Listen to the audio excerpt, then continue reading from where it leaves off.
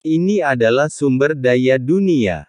Segera, guntur menyambar di kehampaan dan bola cahaya besar perlahan muncul. Ini adalah sumber daya dan sumber segalanya. Tapi itu juga merupakan keberadaan palsu. Hanya kehendak makhluk abadi dan iblis yang dapat mengubahnya. Ini adalah dunia asli dunia. Tanpa pembawa, akan sulit untuk mengambil setengah lingkaran itu. Ini bukanlah sesuatu yang dapat dimasukkan ke dalam ring, dan bahkan jejaknya pun bukanlah sesuatu yang dapat kita tanggung. Xiao Yan melihat bola cahaya yang muncul di depannya, dengan kilauan yang sama di matanya. Seperti yang dijanjikan, ini adalah 3/10 sumber daya dunia, dari dunia jamur sebagai imbalan atas daun dunia untuk memperbaiki penghalang dunia. Suara halus penekan iblis terdengar, 3/10 sumber daya dunia begitu besar, sehingga bahkan dapat menciptakan subdunia. Ada terlalu banyak sumber daya yang tidak dapat diambil. Saya mendengar bahwa ada makhluk raksasa di dunia Taiksu, dan mereka dapat menyerap sumber daya dunia. Selain itu, sumber daya yang luar biasa seperti itu tidak dapat direpresentasikan. Pantas saja kehendak iblis abadi bersedia menyetujuinya, karena ia pasti merasa tidak bisa merampas sumber daya dunia yang begitu agung. Keabadian 50.000 dewa. Seperti kata pepatah, ada banyak orang dengan suara campur aduk. Segala sesuatu di depan kita sulit untuk mencegah makhluk-makhluk ini berbicara satu sama lain. Xiao Yan mengabaikan komentar ini, tetapi membalikkan telapak tangannya, dan sumber dunia yang bersinar muncul di tangannya. Saya masih perlu mengirimnya ke Sensi. Setelah Xiao Yan mengeluarkan daun dunia, dia mengajukan permintaan lain. Kehendak abadi dan iblis hanya bisa memilih untuk menyetujui Xiao Yan. Saya melihat ketiadaan mulai runtuh, dan sekelilingnya seperti cermin yang pecah. Anda dapat mencapai sensi dari sini, tetapi tidak ada jaminan bahwa Anda dapat memasuki tenda dunia di dunia sensi. Semua makhluk non-sensi secara alami akan diblokir. Untuk masuk, mereka harus mendapatkan persetujuan sensi. Xiao Yan mengangguk sedikit, dan segera di bawah tatapan banyak mata, dia bergerak diam-diam dan langsung menuju ke arah bola cahaya ini. Xiao Yan mengulurkan telapak tangannya, dan tiba-tiba sepertinya ada kekuatan isap yang kuat di telapak tangannya. Bola cahaya ini dihabiskan dengan meminjam sumber daya, dan sepertinya diserap oleh telapak tangan Xiao Yan. Benar saja, Yang Mulia memiliki kemampuan yang luar biasa, dan mampu menyerap sumber daya dunia yang begitu besar ke dalam tubuhnya. Kekuatannya di permukaan memang palsu, hanya aura acak. Jika orang buta tidak sengaja memprovokasi dia. Saat pemandangan ini muncul, tidak ada yang meragukan senyuman 50.000 dewa abadi. Ada satu hal lagi yang belum selesai. Menemukan roh pedang bernama Dinmo untuknya. Hanya saja komisi ini agak aneh, sekuat Dewa 9 Yang. Jika dia ingin membunuh seseorang, dia bisa lolos dari kejaran Dewa 9 Yang. Terakhir kali, saya ingin mencari iblis bernama Din, mungkin manusia, mungkin roh. Permintaan Xiao Yan tidak pernah ditolak oleh kehendak iblis abadi, dan tidak akan berdampak apapun pada keinginan dunia.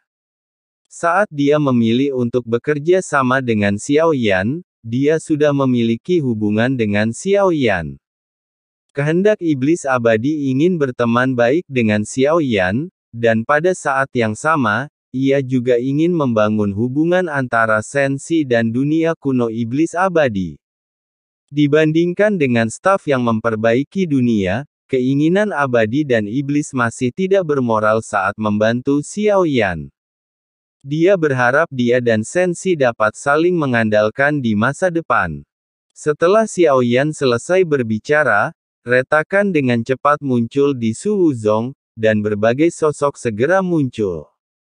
Setelah beberapa saat, ratusan sosok muncul, termasuk pria, wanita, dan bahkan monster. Xiao Yan hanya bermaksud memindai, pada dasarnya dapat memastikan bahwa tidak ada Dinmo yang dia cari di antara angka-angka ini. Setelah beberapa saat, 100 orang lainnya tiba, tapi Xiao Yan masih menggelengkan kepalanya setelah memindai mereka. Ada begitu banyak hal yang disebut selaput kuku di seluruh dunia. Bahkan dengan bantuan kehendak makhluk abadi dan iblis, sangat sulit untuk menemukannya, seperti mencari jarum di tumpukan jerami. Angka terus berdatangan dari celah, dan Xiao Yan menggelengkan kepalanya setelah memindainya. Butuh waktu cukup lama, dan saya mencoba mengganti angka demi angka, tetapi tetap tidak menemukan apa yang dicarinya. Jarang sekali dengan kekuatan dunia, mengalami begitu banyak kesulitan menemukan seseorang, untuk menemukan seseorang dengan keinginan abadi dan iblis untuk dapat membantu seperti ini. Xiao Yan mengambil kesulitan, ini sudah merupakan cara tercepat. Jika kehendak makhluk abadi dan iblis tidak dapat menyaringnya, maka dia akan kesulitan menemukannya, seperti jarum di tumpukan jerami dengan kekuatannya sendiri. Setelah mencari tanpa lelah, di antara ratusan sosok yang muncul kali ini, kekuatan jiwa Xiao Yan menyapu, dan salah satunya memiliki aura lemah, yang menarik perhatian Xiao Yan.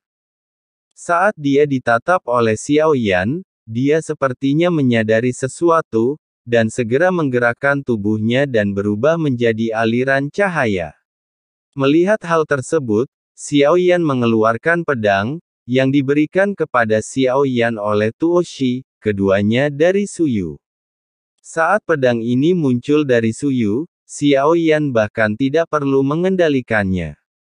Badan pedang berubah menjadi pelangi dan terbang langsung menuju aliran cahaya. Kecepatan keduanya sangat cepat, dan keduanya terjalin di udara, lalu terdengar suara benturan logam. Aliran cahaya menjelma menjadi sosok, yaitu seorang pria berjubah putih yang memegang pedang panjang. Mengapa tidak mengizinkan saya pergi? Melihat pria berjubah putih yang memegang pedang panjang, Xiao Yan telah menilai dari saat itu, bahwa sosok ini bukanlah tubuh fisik, tetapi hanya tubuh spiritual.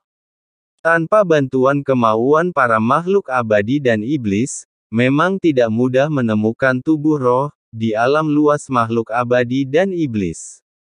Bahkan seseorang sekuat Jiu Yang Tianzun memang sulit ditemukan. Dia tidak rela menghabiskan terlalu banyak waktu pada tubuh roh ini, jadi dia mempercayakannya pada alam dewa kekacauan. Namun pasti ada sesuatu yang unik pada tubuh roh ini, itulah sebabnya Dewa Jiu yang sangat memperhatikannya, dan ingin menemukannya tanpa ragu-ragu. Tubuh roh, saya bertanya-tanya apakah spanduk penekan jiwa memiliki efek ajaib, dan dapat menyegel Yetian di dalamnya. Selama itu adalah tubuh spiritual, bendera penekan jiwa mungkin efektif. Berhasil atau tidak, Anda akan tahu setelah mencobanya. Layar penekan jiwa terbang, menuju ke atas kepala pria berkulit putih. Dikatakan, sebelum pria berkulit putih itu bereaksi, dia berbalik dan mau berlari, dan kekuatan isap yang kuat keluar. Pria berjubah putih itu gemetar hebat, dan segera berubah menjadi batu giok merah untuk melarikan diri. Namun, kekuatan hisap yang dipancarkan Hun Fan membuatnya tiba-tiba berhenti. Meski sudah berusaha sekuat tenaga, ia tetap tak bisa lepas dari blokade Zen Hun Fan. Hanya suara enggan yang terdengar perlahan menghilang. Dengan pemikiran di benak Xiao Yan, Zen Hun mengobrak-abriknya dan melayang di depannya. Setelah pedang panjang itu menghilang dari pria berjubah putih itu, dia sepertinya telah kehilangan spiritualitasnya dan terhenti tak bergerak di dalam kehampaan. Xiao Yan melambaikan tangannya dan memasukkannya kembali. Terlepas dari apakah pedang itu kuat atau tidak, pedang itu berasal dari alam dewa kekacauan, dan mencoba untuk tidak menggunakannya kecuali diperlukan, selama Xiao Yan menganggapnya tidak aman.